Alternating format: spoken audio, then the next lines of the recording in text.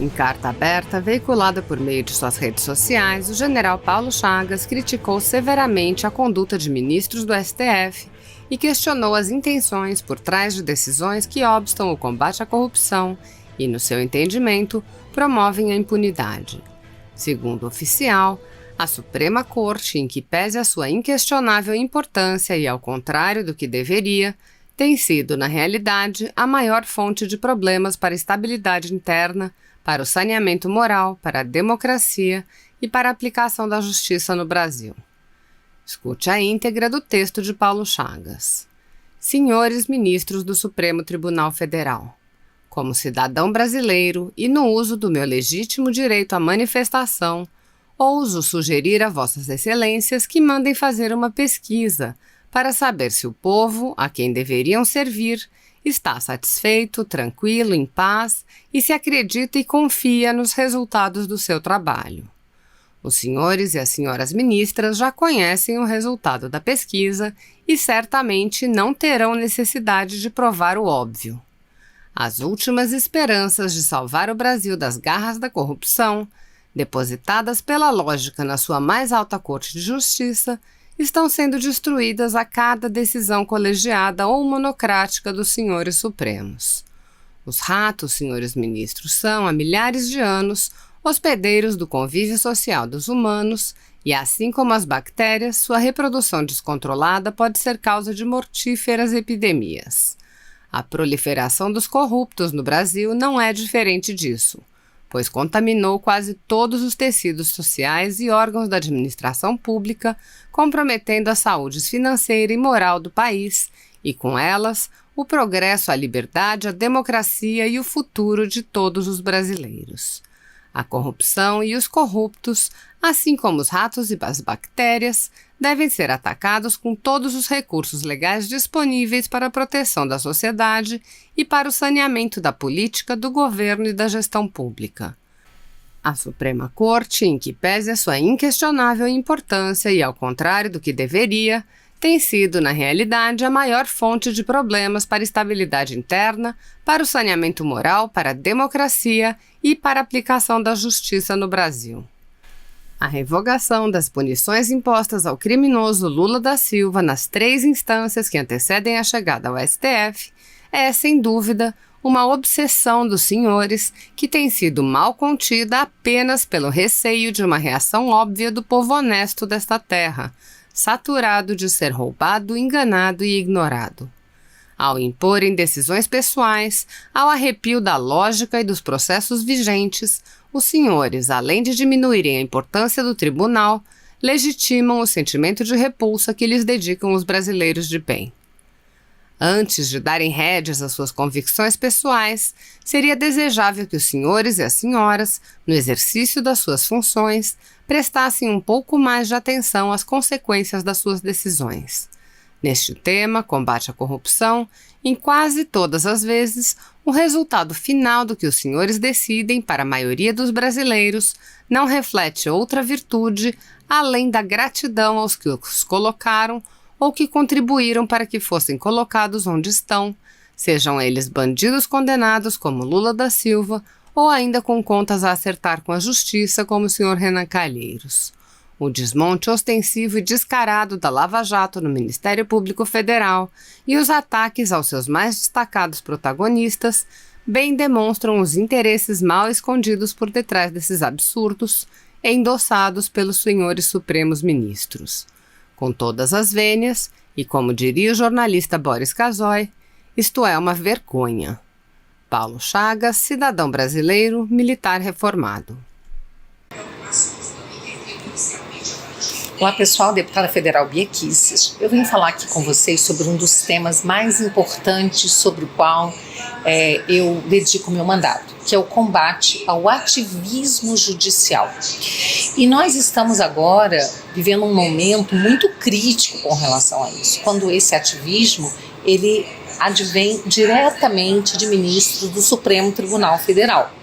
Somente esses últimos dias nós tivemos 2 exemplos muito graves de ativismo. O que é o ativismo? O ativismo é quando o juiz ele se substitui ao legislador e, ao invés de simplesmente fazer o seu papel de aplicar a lei, ou no caso até do Supremo, a Constituição, ao caso concreto, aos processos sobre os quais o juiz se debruça, que chegam ao juiz mediante provocação de uma parte interessada, o juiz começa a falar e decidir sobre questões políticas que não estão nos autos. Então nós tivemos essa semana o ministro Gilmar Mendes, numa entrevista, numa declaração, dizer o seguinte, que é preciso dizer isso de maneira muito clara. O Exército está se associando a esse genocídio.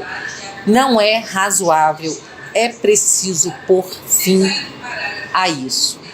Então, a gente fica pensando assim, de que genocídio, em primeiro lugar, o ministro está falando, né? Porque nós vivemos nos últimos governos um genocídio, aí sim, verdadeiro, de jovens, né, de negros, de pessoas pobres, que têm sido assassinadas, e não só negros e pobres, mas toda a sociedade, que realmente nessas camadas mais pobres da sociedade aumenta a violência, né? Mas pessoas de todas as camadas sociais, de todos os níveis intelectuais, de todas as profissões, têm sido vítimas, sim, de assassinatos, 60 mil pessoas por ano, sem que o Estado tenha sido capaz de proteger essas pessoas. Aí a gente pode falar de genocídio, mas no governo atual, que genocídio é esse? Quem é que está cometendo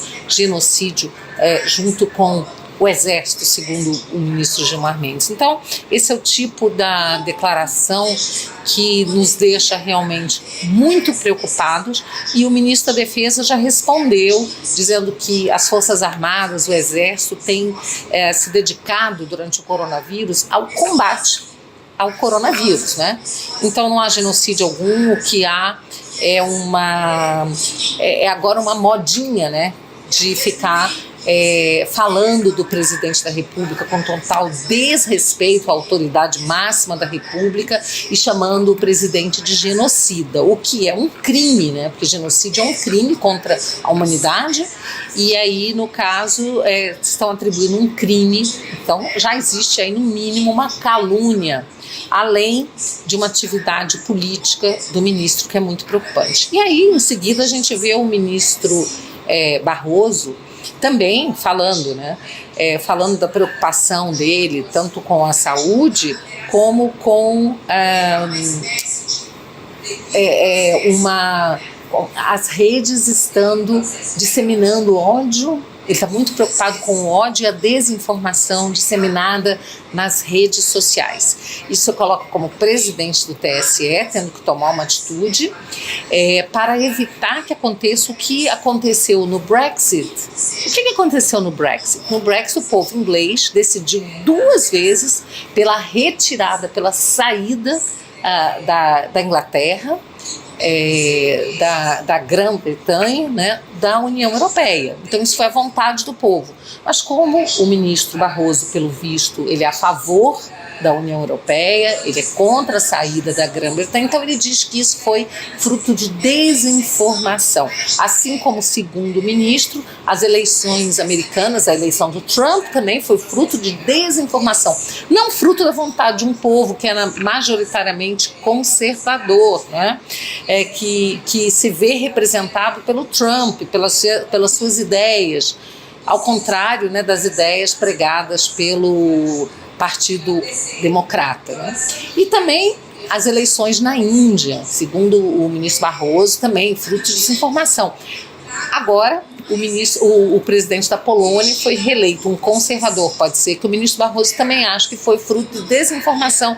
Desinformação essa que precisa ser combatida. Como é que ele está combatendo isso, gente? Combatendo chamando as plataformas, dizendo que elas têm que retirar, né? Elas têm que cuidar para que não haja fake news. E o ministro tem que retirar das plataformas aquelas informações que, segundo ele, desinforma. Aí o ministro, né, ele diz o seguinte, que ele conta, olha que bonito, gente, vocês têm certeza que vocês vão ficar emocionados.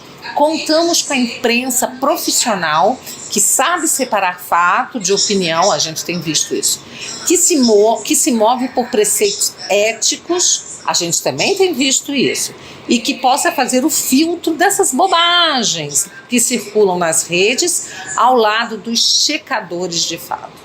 Aí eu trouxe, né, essa informação de que foi uma pesquisa feita pelo Instituto Global Edelman Trust Barometer, tá?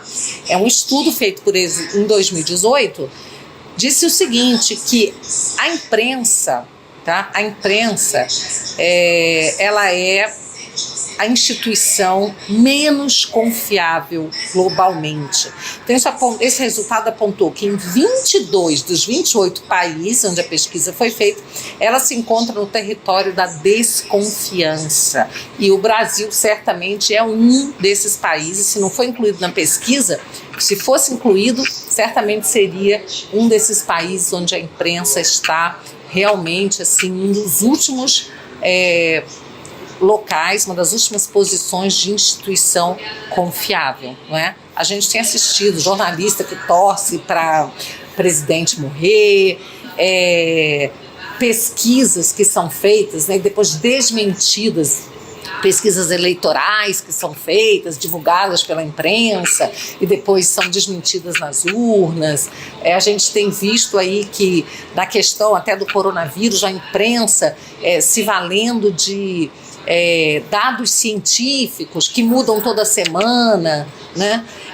Então a gente sabe que não tem uma cobertura parcial, lamentavelmente, por boa parte da imprensa, mas é com essa mídia aí que o ministro Barroso diz contar essa imprensa profissional para dizer, junto com os checadores de fatos, o que é verdade, o que é mentira, né, e impor aí um cala-boca, uma censura às redes sociais. Então, assim, eu estou deveras preocupada com isso, tá? Como parlamentar, trabalho todos os dias, né, para combater esse ativismo judicial. Tem uma série de projetos de lei contrários ao ativismo, que visam a responsabilizar esse ativismo, criminalizar toda vez que houver uma usurpação de poder. Isso tem acontecido muito porque, lamentavelmente, o parlamento tem se colocado de joelhos, subserviente ao Supremo Tribunal Federal. E a gente sabe que tem aí parlamentares que têm problemas perante a justiça, né, que temem realmente que haja uma investigação, uma denúncia, que o Supremo possa condená-los. Mas é isso aí, né? A gente precisa encarar esse fato, né? A gente sabe que você não precisa dever para a justiça para poder ser investigado. Hoje a gente vê isso, né? Existe, além do ativismo todo, né? Agora esse ativismo também foi para inquéritos, né? Ele agora também está sendo utilizado em inquéritos penais, né? Aí no Supremo Tribunal Federal, que está avançando sobre a base de apoio do presidente Bolsonaro. Então a situação é toda muito preocupante e nós temos que continuar sempre atentos, e vocês podem contar com o meu trabalho no combate ao ativismo, que é uma forma da gente preservar a democracia. Enquanto os juízes quiserem fazer leis, quiserem investigar, quiserem decidir quem vai ser diretor da polícia, ou seja, quiserem usurpar sobre competência do executivo e do legislativo, nós não teremos uma democracia efetiva.